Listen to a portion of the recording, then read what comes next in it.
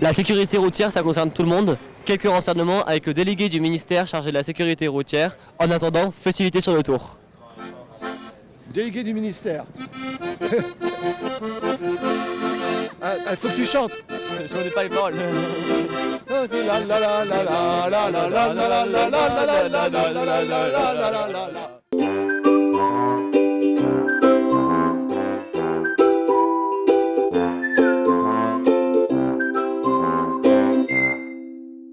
Quels sont les risques pour les cyclistes dans la vie de tous les jours ? Alors, le cycliste, c'est un usager vulnérable, d'accord ? Ça veut dire que pour se protéger, il n'a que lui, il n'a pas de carrosserie. Donc les risques, c'est évidemment de se faire, quand on fait de la bicyclette, d'être renversé en particulier par un automobiliste ou par un camion. Et donc il y a plusieurs moyens de se protéger de ces risques. D'abord de porter un casque le plus possible, parce qu'en fait, des petites chutes peuvent avoir des graves conséquences. Et donc le casque protège bien. Et puis l'autre chose aussi, c'est notamment avec les poids lourds, de faire très attention à jamais doubler à droite. C'est par exemple dans une ville comme Paris ou à Toulouse, c'est souvent une des causes d'accidents très graves.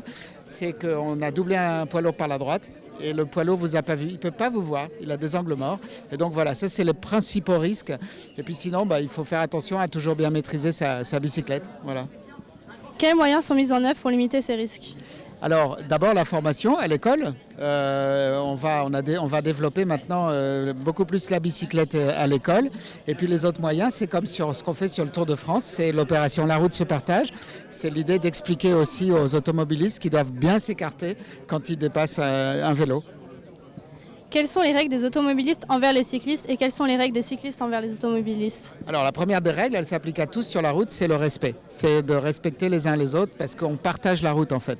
Ensuite, pour les automobilistes, ils doivent s'éloigner quand ils dépassent les cyclistes. Donc c'est 1 mètre en ville, et s'il y a plus qu'1 mètre, c'est très bien, et 1,50 m quand on est hors agglomération.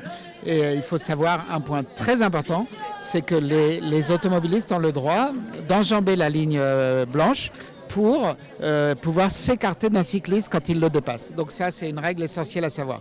Et je le répète, la règle principale sur la route, c'est le respect des autres. C'est de penser aux conséquences de ce qu'on fait. Voilà. Et que pensez-vous de la sensibilisation faite par le partenaire La route se partage ? Écoutez, c'est une opération de la sécurité routière. Donc, en tant que directeur de la sécurité routière, c'est évidemment une opération qui se fait dans le cadre de notre activité. C'est une très belle opération qui se fait dans un cadre où les personnes sont au fond en vacances, elles ont du temps et donc elles sont sensibles au message de sécurité routière.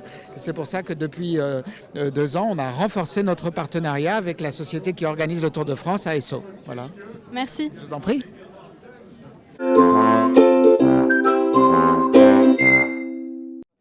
Qui, en 1972, s'empara du maillot jaune au soir de l'étape Saint-Brieuc-la-Baule ? Inno. Non. 72. Au Poulidor. Non. Non. Merckx. Non, c'était en 72, il y avait encore Merckx. Non. Merckx ou Inno. Alors, je vous aide, je vous donne son prénom. Cyril. Qui ? Cyril. Cyril Guimard. Allez, Guimard. un point. Je reviens en 2e semaine. Sur combien de mètres la baie de la Baule, classée parmi les plus belles du monde, s'étend-elle ? 7 km 5. Il y a 8 km. 9,5. Non, 7,9. 9. 9 points, c'est bon, le point il y est. C'est combien 9 9 000. 9000. 9 000 mètres. 9000. Quelle particularité avait l'étape de 4,8 km entre Pornichet et la Baule en 1988 ? Je vous donne les propositions. Alors, il y avait 2 contre-la-montre en 1, 3 km 8 par équipe, puis le dernier kilomètre pour un classement individuel. La deuxième proposition, 3 équipes ne se sont pas présentées au départ. La troisième proposition, seuls les leaders de chaque équipe participaient. Et la quatrième, l'étape fut annulée pour cause d'intempéries.